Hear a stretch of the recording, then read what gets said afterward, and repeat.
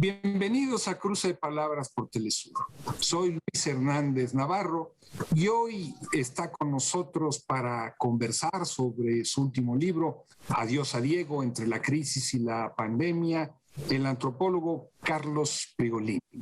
Carlos es nacido en Argentina, exilado político, mexicano por naturalización, me imagino que con su corazón dividido, según podemos ver en el libro, entre sus dos patrias.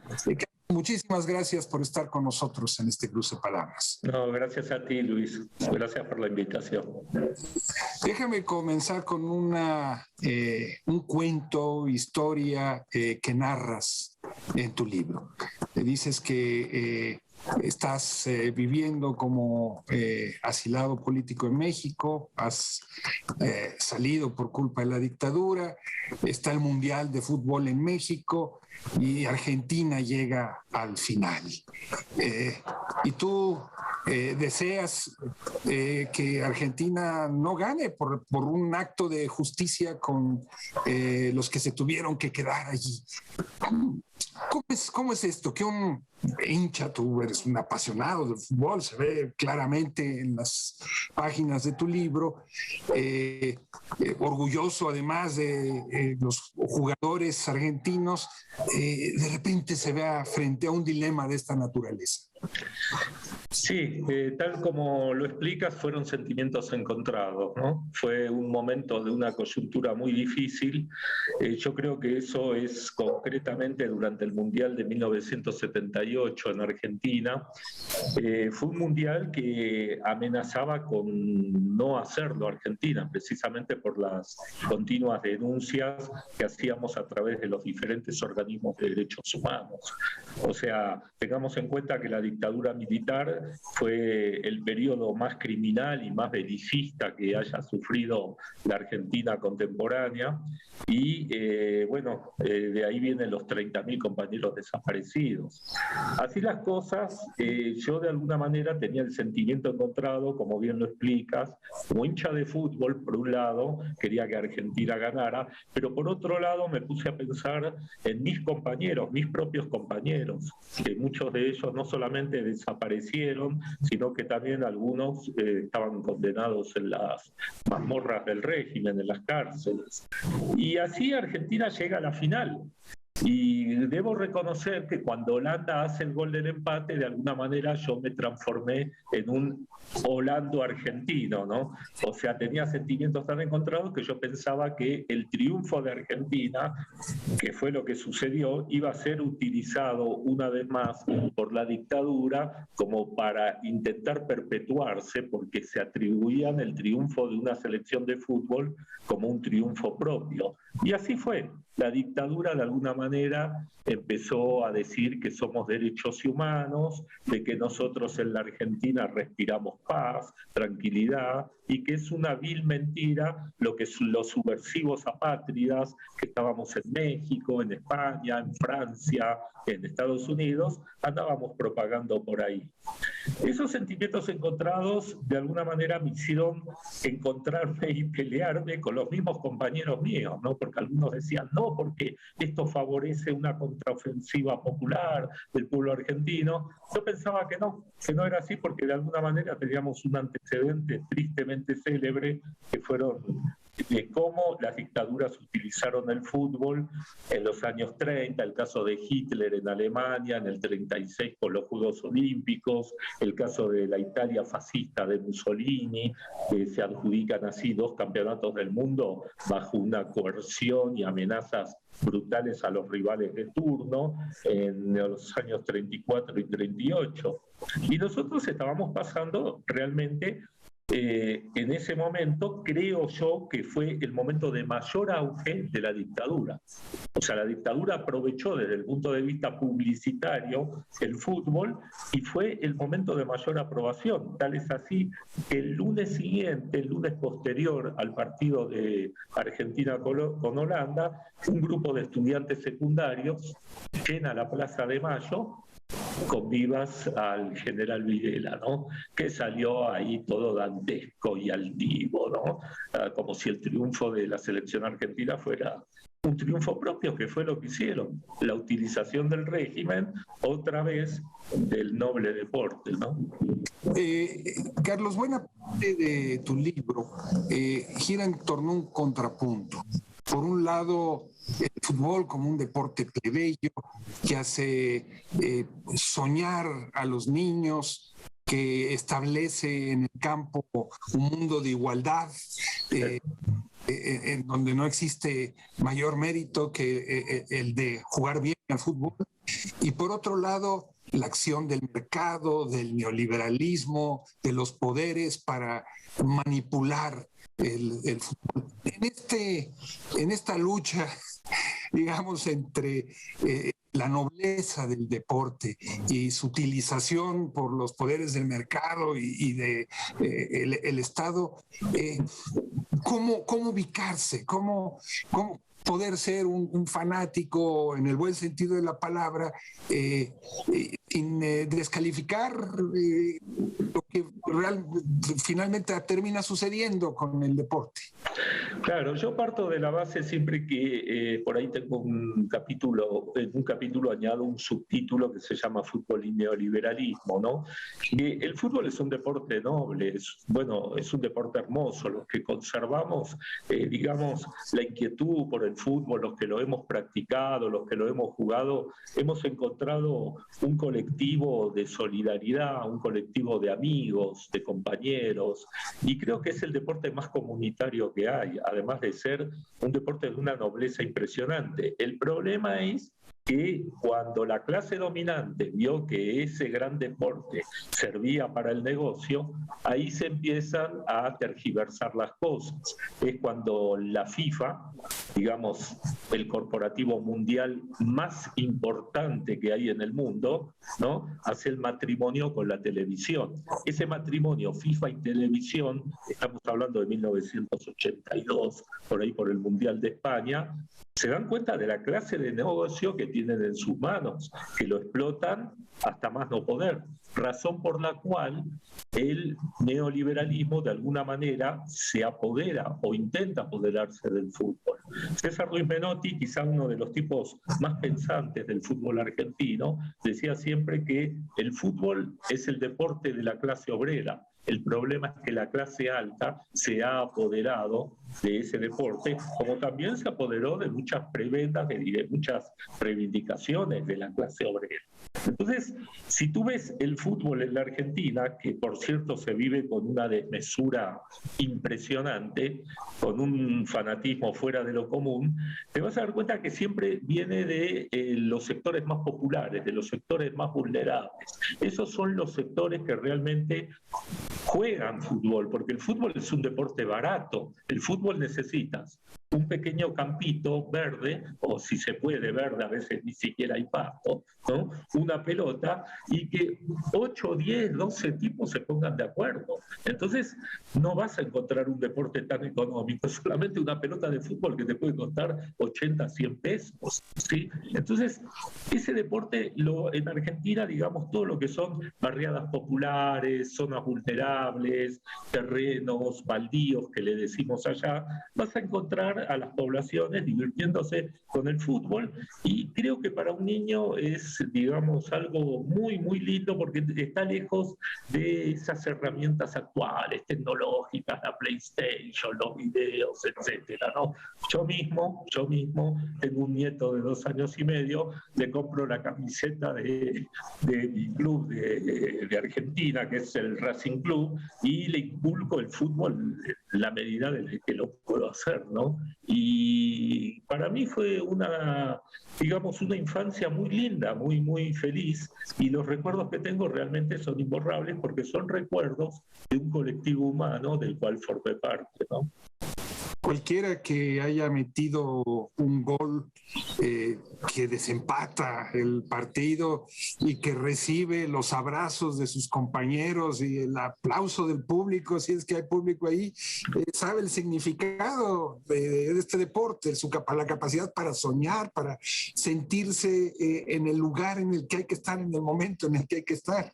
Claro, lo que tú acabas de decir es eso, es la capacidad para soñar, ¿no? O sea, nadie te va a quitar esa ilusión, nadie te va a quitar esos sueños que tú tienes. Y de alguna manera formar parte, que esto es muy importante, de un imaginario colectivo.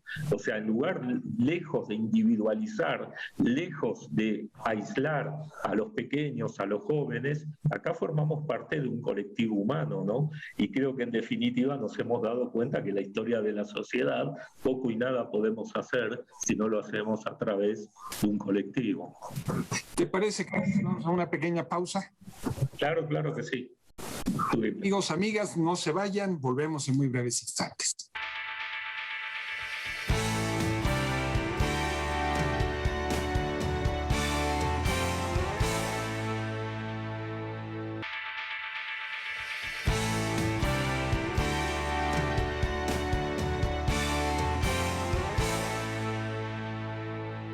Estamos ya de vuelta en este cruce de palabras conversando con el antropólogo Carlos Pregolini, periodista, escritor argentino, mexicano, sobre su último libro, Adiós a Diego, entre la crisis y la pandemia. Y precisamente sobre eso quería preguntarte, Carlos. Cuando hablas de Diego, estás hablando de Diego Armando Maradona y ubicas su muerte como parte de las tragedias de una época en la que nos cae encima la crisis del coronavirus, la crisis económica, pero que tú ubicas desde el principio de tu libro en la crisis del macrismo, del neoliberalismo argentino. ¿Cómo es eso? ¿Por qué tan significativo, tan doloroso la muerte de un personaje como Diego Armando? Sí, yo lo circunscribo dentro de una segunda pandemia, ¿no? O sea, me refería al macrismo como la primera pandemia, el neoliberalismo brutal que sufren los argentinos entre 2015 y 2019, a través de un saqueo permanente, de un entreguismo total, de un grupo de gente que vino a eso. No es que se equivocaron, no es que tomaron un proyecto equívoco, no. Ellos vinieron a eso, ellos vinieron a saquear el país. Y recién tenemos una pequeña alegría a finales de 2019 con el triunfo de la fórmula de Alberto Fernández y Cristina Kirchner, que nos permite pensar en una recuperación del país. Lamentablemente hace un año, el 18 de marzo aproximadamente, Argentina declara la pandemia, la misma pandemia que estamos sufriendo en México y en todo el planeta, se cierra el planeta, se provoca, digamos, una cantidad no solamente de muertos, sino también de gente que se queda sin trabajo, de desocupación masiva, etcétera, y en medio de este panorama tenemos el 25 de noviembre pasado la muerte de Diego, que no es casual que aproximadamente el día mismo de la muerte de Diego, al día siguiente, haya habido un funeral con más de 1 millón de personas en la Plaza de Mayo. Funeral que complicó no solamente la situación del gobierno, porque estábamos hablando de sana distancia, el distanciamiento social, el quédate en tu casa, y de repente aparece 1 millón de personas en la calle, ¿no? Pero eso es lo que provoca Diego, eso es siempre lo que ha provocado Diego. Diego fue un factor de multitudes. Diego fue, digamos, como decía Eduardo Galeano, el más humano de los dioses. Y de alguna manera yo recordaba contigo el Mundial de 1986 en México, donde yo ya podía regresar a mi país, pero después del terremoto del 85 me quedo un tiempo más y me acuerdo que en el 86 el presidente Miguel de la Madrid dice que sí se va, a pesar del terremoto, se va a jugar el Mundial en México, y decido quedarme y postergar mi tan ansiada vuelta porque quería ver a la selección y a un Prado. La verdad que no me arrepiento porque fue ver una zurda prodigiosa, maravillosa, y bueno, como amante del fútbol confieso que no vi nada igual. Cuando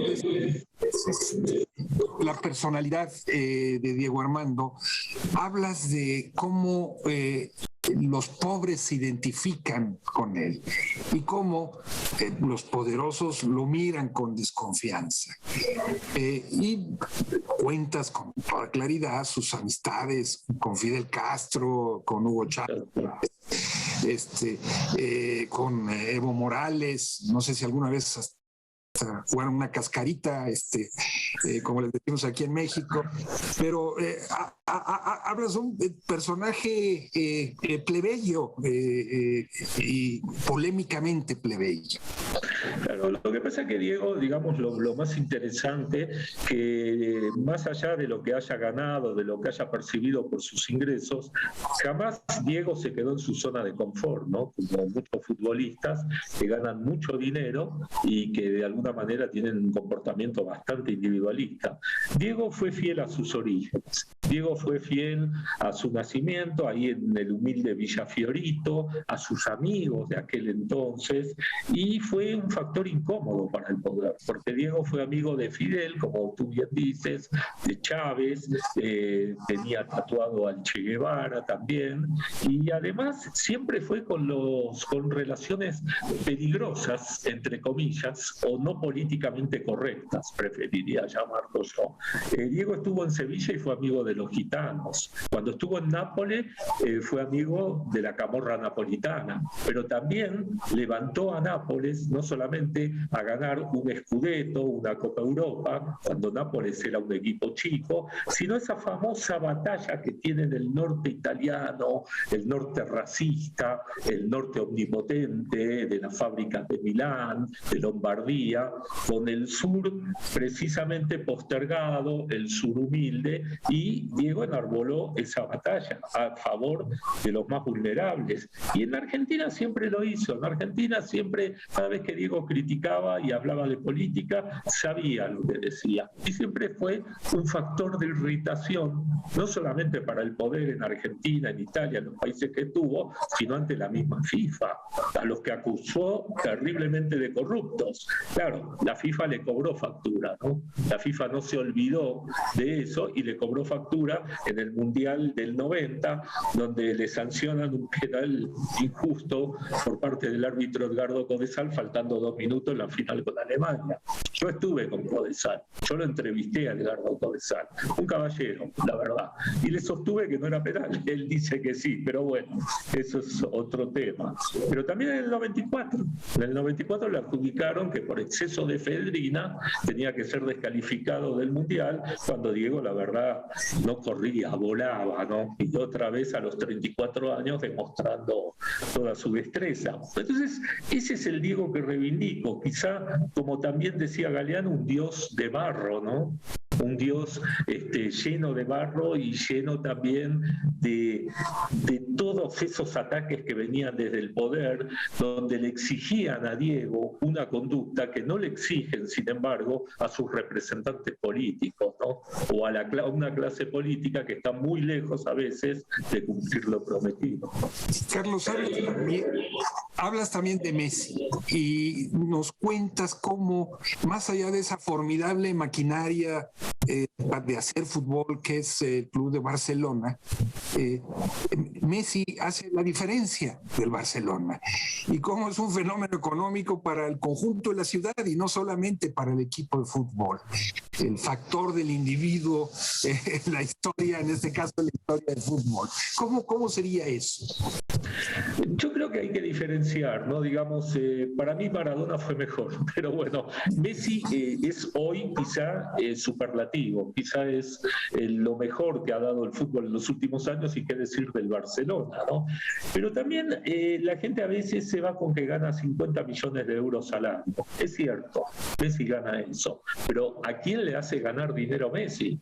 Y la maquinaria del Barcelona, ¿qué fue antes de Messi? El Barcelona se divide en dos, antes y después de Messi. Es como si en España hablamos antes y después de Franco. Bueno, Barcelona es así, Y perdón por los catalanes, pero hoy Messi es factor de turismo. O sea, tú no vas a Barcelona a ver la ciudad condal, a ver solamente a Gaudí. Tú vas a Barcelona, al Nou Camp, a ver a Messi también. Entonces, son factores desequilibrantes, no solo en la economía de un club, sino para una generación que le toca vivir o convivir, digamos, con ese tipo de jugadores y de fenómenos. Carlos, ¿hay fútbol en el futuro con los estadios vacíos? Decía Menotti que el fútbol sin público no es fútbol. A mí me resulta bastante difícil ver los estadios vacíos, me entristece, la verdad, pero bueno, esperemos que no, esperemos que haya fútbol con estadios llenos o como sucede en este momento en México, parcialmente llenos, ¿no? Ya las zonas norteñas están abriendo sus estadios parcialmente. Hace un momento hablabas de la esperanza que había significado el triunfo de la fórmula Fernández-Cristina. A pesar de la crisis sanitaria, económica, ¿hay motivo para seguir manteniendo esa esperanza? A mí me cuesta.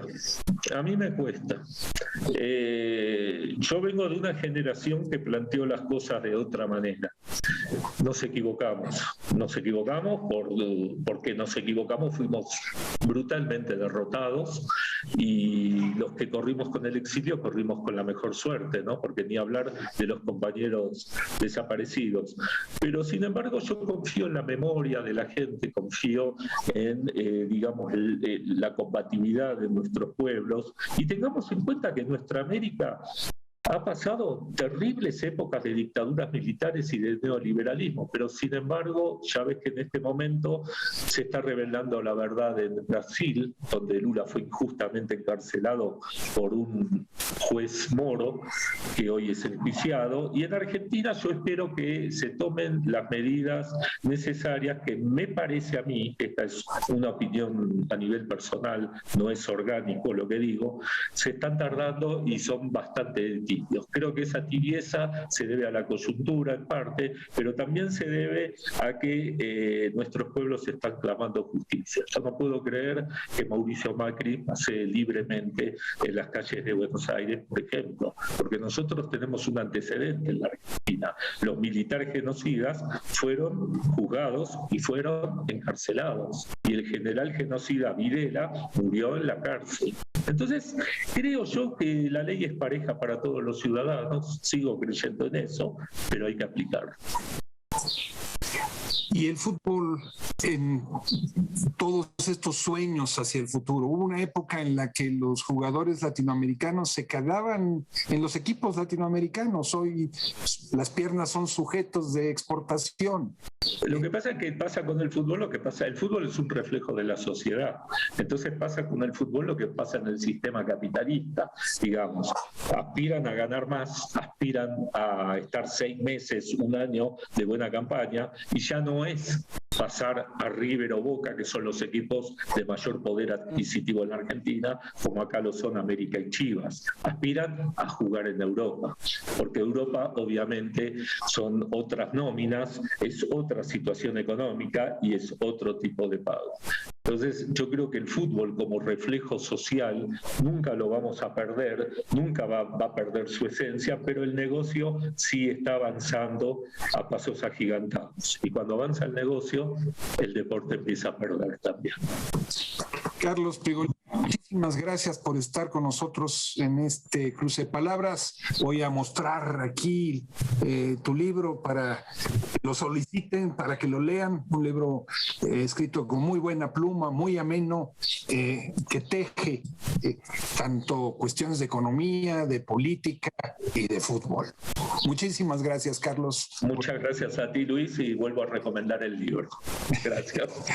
Y ustedes, amigos, amigas, muchas gracias por su amable compañía el día de hoy. Ya saben, los esperamos la semana que viene aquí por Cruce de Palabras por Telesur. Hasta la próxima.